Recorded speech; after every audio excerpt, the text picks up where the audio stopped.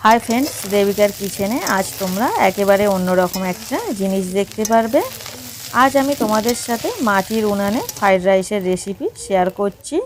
গ্রামে প্রায় সব বাড়িতেই কিন্তু এভাবেই ফ্রাইড রাইস বানানো হয়। আর বাড়ির সামনে আমি একটা ছোট উনান বানিয়ে নিয়েছি।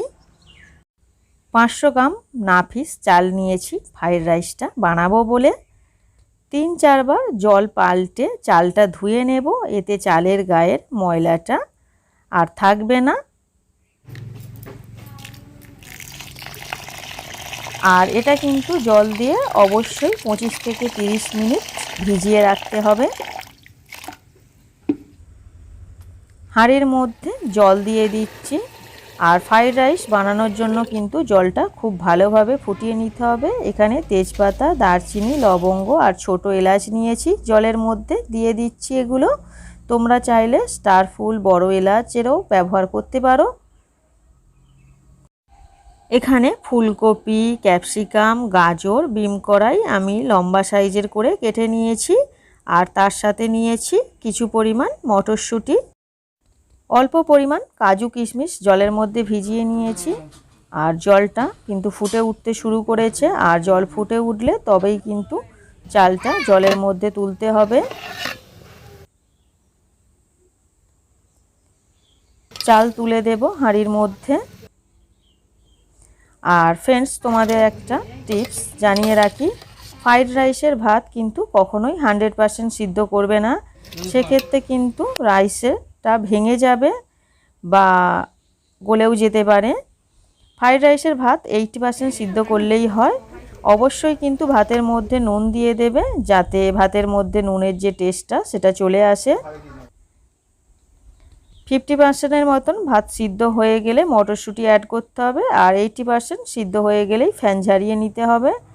পরবর্তী পর্যায়ে ফ্রাইড রাইসের সবজিগুলো ভেজে নিচ্ছি। আর এই ফ্রাইড রাইসের সবজি কিন্তু অবশ্যই সাদা তেলে ভাজতে হবে। তো প্রথমে গাজর, বিম কড়াই আর ফুলকপি ভেজে নিচ্ছি। কিছু সময় পর ক্যাপসিকাম অ্যাড করব, কারণ ক্যাপসিকাম ভাজতে কম সময় লাগে।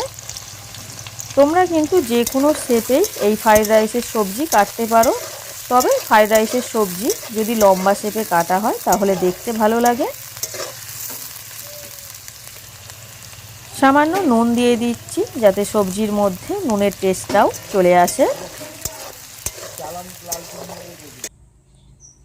ফ্রেন্ডস, গ্যাসে ফ্রাইড রাইস বানাতে যে সময় লাগে, উনানে কিন্তু ফ্রাইড রাইস বানাতে তার থেকে অনেক কম সময়, প্রায় অর্ধেক সময় বলা যেতে পারে।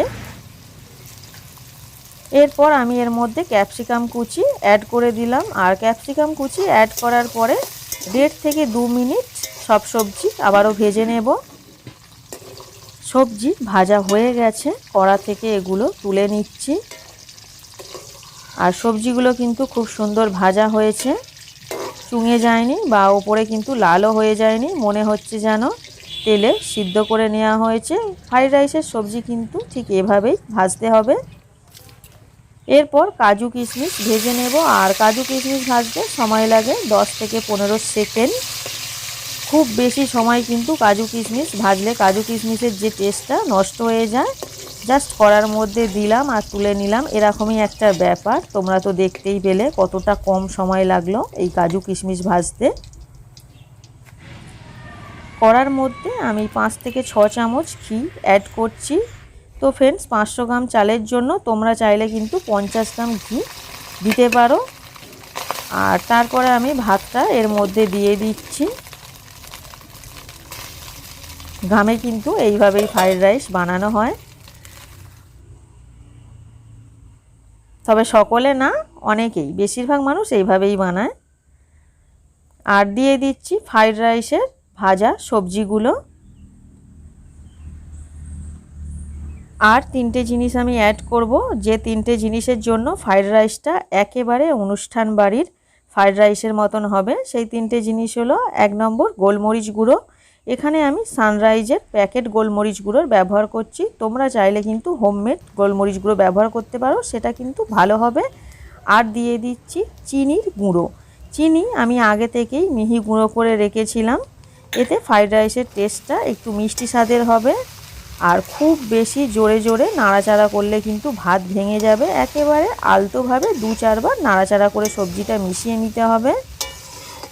আর একটা জিনিস এর মধ্যে অ্যাড করতে হবে, সেটা হচ্ছে গোলাপ জল। এখানে আমি 2 চামচ গোলাপ জল অ্যাড করছি। 500 গ্রাম চালের জন্য 2 চামচ গোলাপ জল যথেষ্ট। গোলাপ জলটাও খুব আলতোভাবে নাড়াচাড়া করে মিশিয়ে দিতে হবে। তো ফ্রেন্ডস, গোলমরিচ গুঁড়ো, চিনি গুঁড়ো আর গোলাপ জল, এই 3টে জিনিস যদি তোমরা ফ্রাইড রাইসে দাও, সেক্ষেত্রে কিন্তু ফ্রাইড রাইসের টেস্টটা একেবারে পাল্টে যাবে। মনে হবে যেন তোমরা অনুষ্ঠান বাড়িতে বসে ফ্রাইড রাইস খাচ্ছ। তো ফ্রেন্ডস, কেমন লাগলো আমার এই রেসিপিটা অবশ্যই আমাকে কমেন্টে জানিও। দেখা হবে নেক্সট ভিডিও।